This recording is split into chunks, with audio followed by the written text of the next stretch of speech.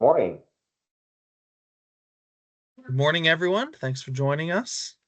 My tongues, cheeks, and everything in between. We need backup. The clinically proven essential oil from Listerine clean every surface for whole house health. Listerine. Don't forget to mute yourself, folks. Unless you, of course, want to chat.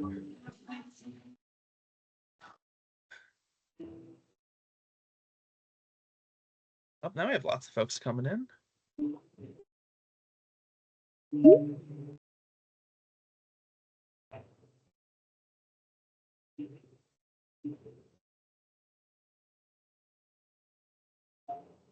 Can everybody see the slideshow okay? I know sometimes when folks join, it doesn't show up for them.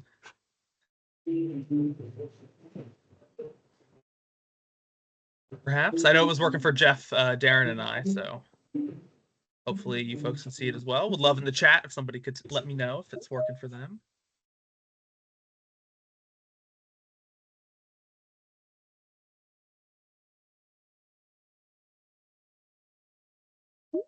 All right, good. Working fine. Thank you, Beth.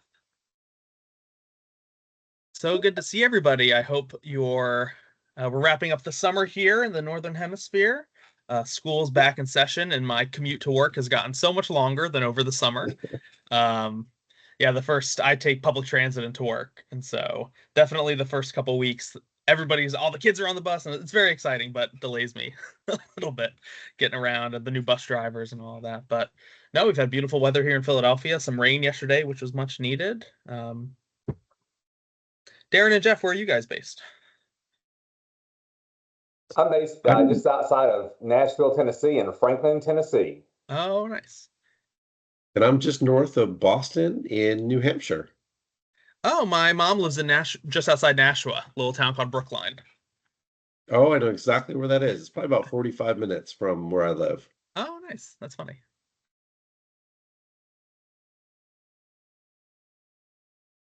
All right, let's see. We are at 11:01. I'll give it another 30 seconds or so, and then we'll get started.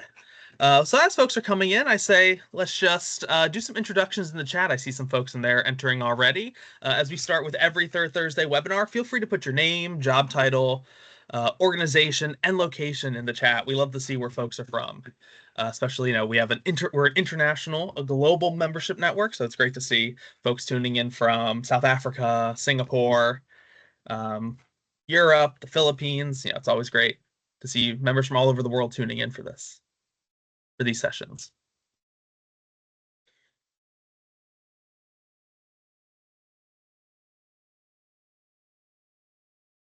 All right, so I say let's get started.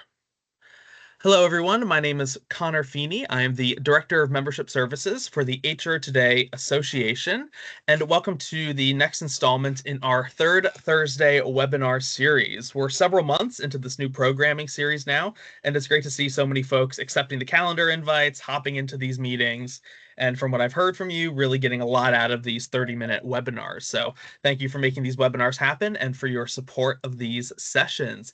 And special thank you to our speakers today, Jeff Gelinas and Darren Findley of Engage to Excel, for sharing their insights on AI in HR. Darren and Jeff, do you want to just do a brief little introduction of who you are and Engage to Excel? Sure, Jeff, go ahead. All right. I didn't want to step over you, Darren. So Jeff Gelinas, I am our President of Recognition, Engagement, and Incentives here at Engage to Excel. We're really focused on those moments that matter throughout an individual's career and making them really meaningful and impactful. Obviously, we have an exciting topic here in AI and how we can continue to elevate those moments that matter. And I've been with the organization for about 10 years. Nice. And I'm Darren Findley. I'm the president of our Recruitment Solutions group, and at Engage to Excel, we help organizations find and keep the top talent. So we've got a very agile group, kind of a technology-forward group as well. So whether it's executive search or RPO, we assist companies in hiring the right people, and kind of marry that with what Jeff does on his side. You think about the life cycle. It's a great conversation for us to be having today, because we do think about everything from the entire life cycle, from pre-hire to retire. So I want to say thank you for everyone joining today. We're excited that you're here. We're excited to be here. Honored. I love that little rhyming, pre-hire to retire. I love that. If you're just joining us, and as you may have seen in the chat, feel free to introduce yourself, your name, where you're from, where you work, what you do. We love to see that chat active. I just wanted to, a few just sort of housekeeping notes, association updates. Wanted to make everybody aware of our next two upcoming events. Our next third Thursday, Trust, Clarity, and Connection. That's going to be on Thursday, October 16th. And we're going to talk about managing hybrid teams. Even though it's 5 years since the pandemic, kind of kicked off, everything about working changed. Hybrid teams are still really popular, really prevalent. So managing them is really, just as critical as ever. And then at the end of the month, this is now a brand new announcement, hasn't even been put on LinkedIn, hasn't even been put on our website yet. Our next HR bonus briefing, so a 30-minute webinar that we host, monthly or semi-monthly, is going to be on Wednesday, October 28th with Simon Kent, who's the editor-at-large of HR Today EMEA. Generation Juggle, aligning performance across generations. This has been a topic that a lot of members have asked us to discuss. With 5 generations in the workforce, how can you align performance goals across folks at different stages in their careers and with different goals? So those invitations will be going out soon for Generation Juggle, and hope to see you there at the end of October. I also just wanted to give a quick shout out to the HR Today EMEA Forum. In November, our flagship event in the EMEA region will be in Lisbon, Portugal, where we're going to have the world's largest HR think tanks, can't miss sessions, the CHRO of the Year Awards Gala and Dinner, and members in the EMEA region get special savings for attending this really can't miss event. We have an international audience on this call today, but even folks in North America, folks in APAC are more than welcome to attend and register for the forum as well. We have members from around the world who will be attending, so hope to see you there, and I'll be including some information on the HR Today forum EMEA in the follow-up email. All right, enough of me going on about the association housekeeping notes. I'm going to turn it over to our thought leaders and experts today to talk about AI in HR and the future of work. All right. Thank you so much, Connor. Pleasure to be here with you all. And I think, a lot of audience members, I think, and hope join today very intrigued about this topic, maybe some hopeful, maybe some concerned. Darren and I are here to share, our perspectives. I think we thought we'd kick it off with some stats to kind of set the stage, Connor, on the next slide. And what I can say is that, by and large, as we think about AI as a topic, executives are very much on the AI train. You can see here 96% of New York Stock Exchange listed CEOs view AI as an opportunity. HR, not as, positive on the topic, only 1 out of 3, indicating that there has been a shift in the business model. However, HR leaders are certainly making strides. They want to demonstrate that there's an ROI to using AI. They're building it into their talent strategies. And Darren's going to certainly share a bit more when it comes to, talent and, how AI is being used in recruiting and onboarding. And they're also, knocking down some of the risks. They're making updates to their policies, obviously looking at overall governance. Now, when we think about where is AI the most prevalent, certainly we're seeing it a lot in recruitment. If you think about some of these statistics here, supporting recruiting efforts, writing job descriptions, screening resumes. Certainly there's a big push on the recruitment front, and AI is assisting and augmenting in a really big way. I think the last point that I'll make here just around the current state is it's not just about leadership in HR being on board, but it's also, getting the masses on board, and really helping them understand that it is going to help them be more strategic and really kind of thinking about it as a value add in the way that we work. Darren, I know on the next slide, you wanted to just kind of go through some examples of how AI is changing the way we work. Yeah, thanks, Jeff. And I guess this is, some of you are already putting in the chat that you're using it today for some things, and some of you may be brand new to it. So this may be something you've seen before, maybe it's something new. But this is kind of how we today now recognize that it is today because it'll change in 4 months, maybe even less time. But the way I look at it today is you try to navigate, this future of work. You got to understand why different types of solutions from an AI perspective that are kind of reshaping our roles, not just automating tasks, but really redefining how we create value. So let's start with AI assisted solutions. And these are tools that we think really just support human effort.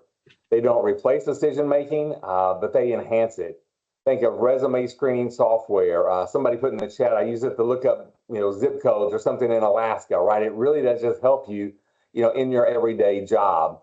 A resume screening software can help flag, potential matches. It can even provide scheduling assistance that suggest the best interview times. But you're still in control with AI-assisted solutions, but AI helps you move faster with more precision. Next, you've got the AI-enhanced solutions. And as you go a step further, they don't just assist you, but they improve the quality of what you do. So, for example, an AI-enhanced solution like performance management platform might analyze engagement data and recommend coaching strategies for managers. So it's not just speeding up the process, it's making it smarter. It's helping these tools give HR teams and managers things that they really couldn't do manually, but it's giving them that information ahead of time, like spotting retention risk before they even happen. And then finally, there's this AI-driven solutions where AI takes the lead. These systems make decisions, they take action with minimal human input. Think of autonomous workforce planning tools that allocate resources, adjust hiring forecasts, or trigger outreach campaigns based on real-time data. So they're not just tools, but they're digital operators.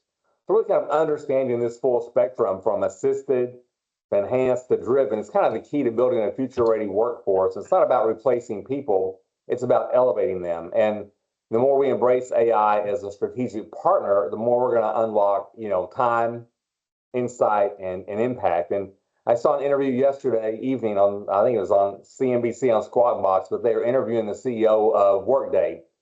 And it was really interesting how he was providing insight and providing some comfort, and this may provide some comfort to employees and recruiters alike in all organizations, but there's still about 19,500 employees, which is where they were about a year ago as well. But at the same time, they have doubled down on their AI strategy. And so his quote was about, it's really about opportunity. Most employees think that they're competing against AI for their jobs. And he says they are not. They are competing against their peers who are using AI. And I thought that was a great perspective. And that's kind of perspective I have as well. And I've told our team, and this is, probably naive on my part, but if we could never hire another team member, but be much more effective and efficient using our AI tools, we would have super teams and super recruiters. And that's kind of my strategy as I go forward and think about how we're using all of these things, whether they're AI assisted or they're enhanced, as we go down the future, to AI driven, using those tools kind of across the board. So that's hopefully kind of level sets kind of how we're thinking, how it's changing the future of work, but the different ways that we look at it. And then if you want to hit kind of the next slide there, Connor, you think about there's really a couple of things around agentic versus generative AI. And so in today's landscape, it really is critical for HR and TA leaders to understand the difference between these two, both generative and agentic. So let's start with generative AI. It's what most of us are already using. It really is, and it's on the right-hand side there. It really is a creative engine. It helps us write job descriptions. It generates candidate outreach messages. It helps build employer branding content. It even summarizes interview notes. It's fast, it's responsive, it's incredibly helpful, but it still needs us to tell it what to do, right? So think of like a digital copywriter or an assistant. It creates what we ask for, but it doesn't take the initiative to take the action. Agentic AI, on the other hand, on the left-hand side, it's built to act. It's goal-oriented, it's autonomous, it doesn't just generate, it decides. And so agentic AI can monitor your hiring pipelines. It can trigger follow-ups. It can schedule interviews. It can reallocate your sourcing resources from a job that has a ton of candidates on it to a job that doesn't have any candidates on it, right? And then also help you go through those jobs that have a ton of candidates on it at the same time. So it's like having a digital recruiter that never really sleeps, or a digital HR partner that really never sleeps, that knows the goals and works toward really without any constant direction getting those goals done. So for HR and TA teams, the real magic begins to happen when you put these two types of AI together, and they begin to work in concert. So imagine a generative AI crafting the perfect outreach message for a specific niche position you're trying to find, and then the agentic AI deciding who gets it, when it's sent, and how to follow up. So it's not just automation, but it is a word you're going to start hearing more and more. It's called orchestration, right? It's orchestrating how these things all come together. So I just think understanding this distinction will help you build smarter workflows, help reduce manual effort, and focus our teams on what's really most important is the strategy, culture, and candidate experience overall. So Jeff, would you kind of talk about like our approach to our AI philosophy, if you could? Yeah. But it's not my fault. Yeah, absolutely. Oh, I think next it might just slide a there. reminder to. Our cannabis, clothes, water, and rope. Oh, just a reminder for folks to go on mute. Yes. That's here. Very. Yeah. But it's not my fault. Trying to find There who we that go. is. Thank you. No worries. Thank you, Darren. At Engage to Excel, as I mentioned earlier in the intro, we're really in the business of elevating those moments that matter throughout an individual's career experience. And so to that end, we really believe in the power of AI to elevate human potential and not replace the human connection. And Connor, if you could just go to the next slide too. I think I want to, yeah, there we go. Perfect. So I think where we're really getting, so just again, elevating the human potential, not replacing the human connection. I think where we're getting excited, Darren obviously mentioned it's more than automation, but that's certainly important where it matters most to drive program efficiencies. And then using data to be able to inform and empower smarter decisions, particularly among our leaders and managers.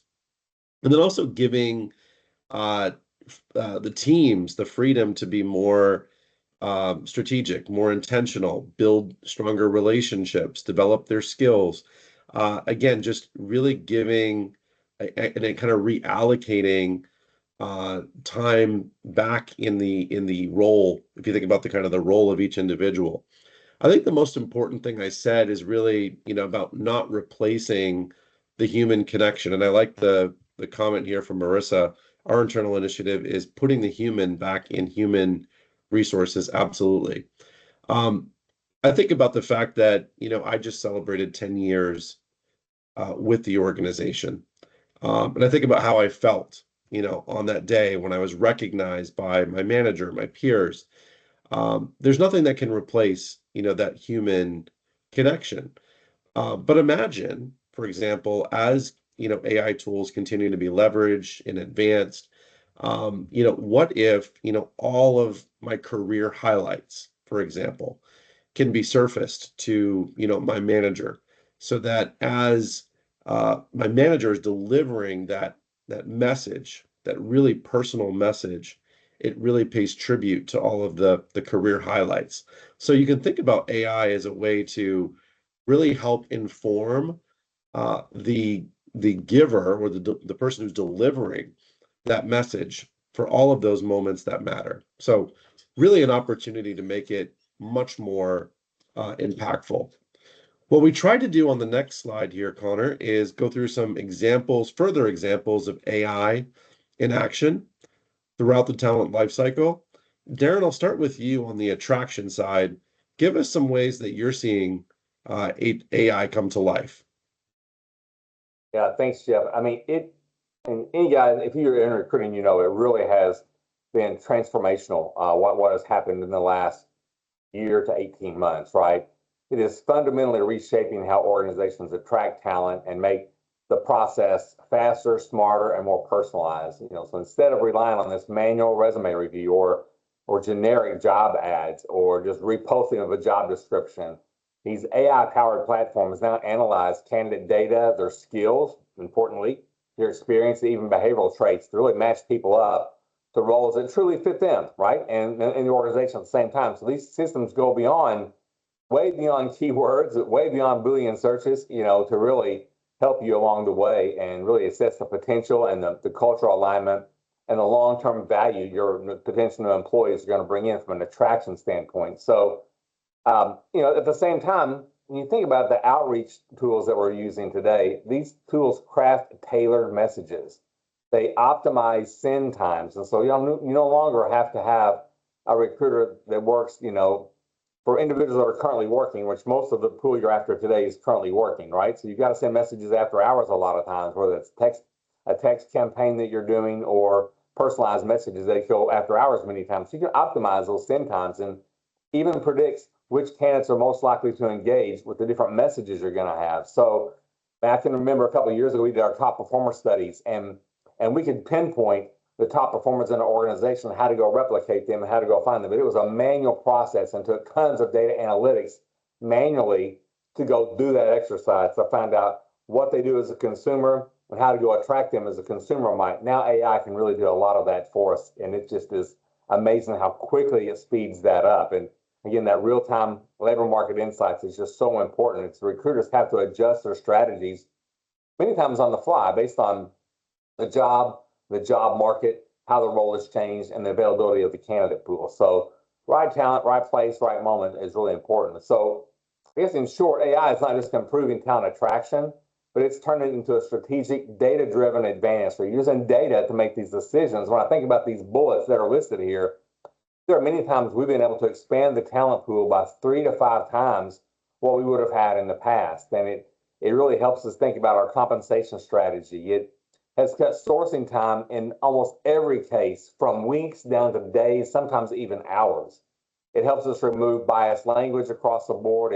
It boosts diverse applicants by sometimes 40 to 60%. It's just amazing what it can help us do. And importantly, for your CEOs and CHROs out there, it reduced cost per hire by 25 to 30%. So we are seeing a significant reduction in cost per hire. So as a recruiter, I think cost per hire is important, right? But increased response rate, we've seen go from 12 to sometimes 35% increase in response rate. So it really does help us put some things in action that makes us more effective and more efficient. So we're seeing better output from a recruiter standpoint, but also impacting the organization as well.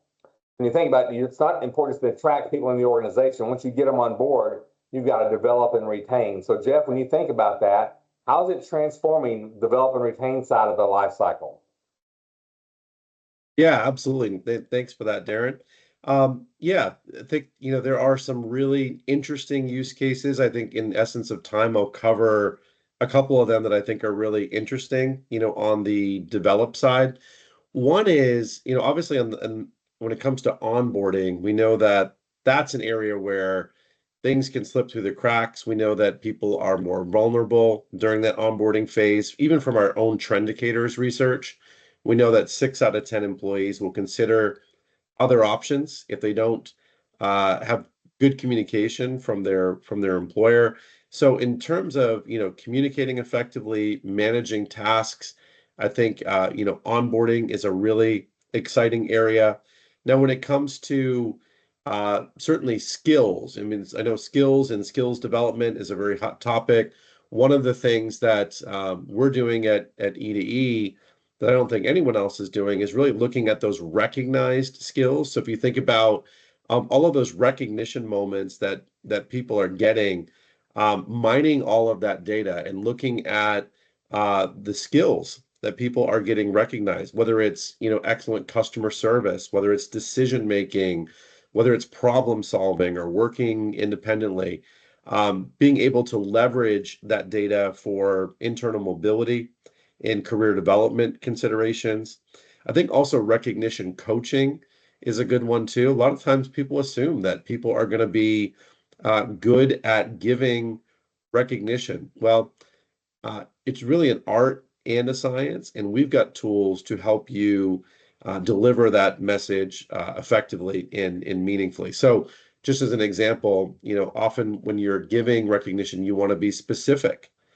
You want to be timely. You want to be enthusiastic in your messaging.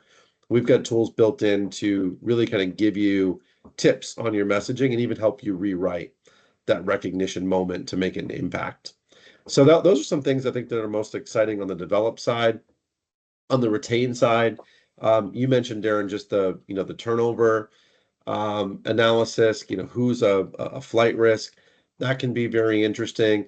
I think helping managers when it comes to things like, for example, their survey, if they're doing a survey, we Engage to Excel do surveys for our customers. But if you're engaged with surveys, you know that in the olden days, you'd do surveys and then you'd really kind of debrief on the results. You'd start to prioritize. You'd try to come up with ideas. Well, in today's, with today's technology, all of that, action planning in those ideas library can be summarized in seconds for managers, with recommendations. So that's really making an impact in how managers and leaders can act on feedback, which I think is critical. And then I think even the learning for managers, right, being very targeted and very prescriptive in the learning. We have a tool at Engage to Excel called CXS Develop, which really kind of develops our managers around recognition and engagement. So those are some examples of, I think where we're seeing some exciting things on the develop and retain front, Darren. Awesome. Well, when you think about these things, it's a lot to comprehend, right? It's a lot to think about, and many times, like, hey, I've used ChatGPT, but that's about as far as I've gotten. So I was there, I was with you, and I'm probably slower to adopt than most, but I am like all in on learning about it. And so when you think about how do you get started today, I was at a CHRO conference last week in Dallas, the big CHRO conference. There's about 150 CHROs there. And it was really interesting to kind of see everyone's perspective. It's quite varied, right? It's sort of across the spectrum. But here are some of the takeaways, that I took from that. And the number one was on the top, left-hand corner, which I thought was really smart. Because sometimes you get all into AI and you go down these rabbit holes and you're not thinking about what's most important, right? But if you focus on business goals and your strategic priorities, that should help you drive your AI strategy in your organization or in your TA teams or in your HR teams. Just don't do AI for AI's sake. That being said, right next to it is make AI literacy number one in your organization. So when you think about how do you get everybody talking about it and how do you get everybody involved, in that. And in that same interview that I was listening to from Workday, the CEO said 6 months ago, this is not something that happened 3 years ago, right? He said 6 months ago, they began an AI literacy campaign within Workday. And so everyone has this learning path around AI. Once they get through that learning path, then every individual creates their own individualized learning path and roadmap for how they're going to use and how they're going to learn AI. I just thought that was genius because that gets everybody comfortable with it and thinking about it from the most senior leaders in the organization all the way down. Also, that you kind of quantify what your investment is going to be. When you begin to invest, you got to think about what's my data? What data am I going to use and how am I going to use that? So you begin to start trying to clean up your data because data is key in this, and then consolidate that into a data lake or somewhere where you can get to it.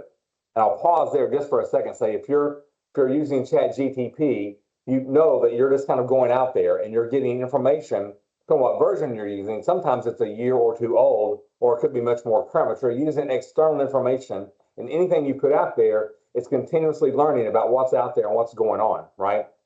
So ChatGPT, those kind of models are all external. If you use Copilot, which is part of your Microsoft package, if you guys use Microsoft, that's going to be internal. That kind of stays within your organization and pulls information. So you're a little safer by using Copilot for things that you want to do internally, so you don't put all your stuff out there, especially your data you don't want out there. But having data that's there, that's clean, that's inside your organization is going to be critical when you think about workforce planning and things like that. But think about it like this, is that technology will not be the differentiator anymore because we all have access to this AI technology now, right? But it's how your people are going to use it and how they're going to put it to use. This is going to be your differentiator as you go forward. So like Jeff said, understanding turnover, understanding how to get recognition, how to create pipelines that are proprietary to what your teams are using. So think about business goals, make AI literacy number one in your organization, clean up your data, begin to consolidate it, And then just remember that technology is not going to be the differentiator when it comes to AI, but how the people use it is going to make you move forward and be more competitive in your own marketplace. So that's how I think there's a lot of ways to get started. Those are kind of the top 4 that stood out in my mind on how to get started. Yeah, and Darren, there was a question here about, and you mentioned, Copilot. There was a question around, aside from, ChatGPT, in using some of the embedded tools in things like, Indeed, LinkedIn, other additional tools and resources. I mean, there's a ton. We mentioned, Copilot. I know Google has, Gemini. I mean, each team uses different tools. Like I know on our marketing, team, we use like Grammarly for, grammar and other things. I mean, there's just a whole bunch of different tools which are, easily searchable. I think the key is just making sure you do the vetting of the tools, and then also, checking with your own organization to make sure that whatever tools are being used, really comply with, security and data privacy standards. But that was a good question. So curious, if I know we're almost out of time here, but if everybody could put a word in the chat, what if you could use kind of one word to describe your attitude towards AI after our session today, what would that one word be? Go.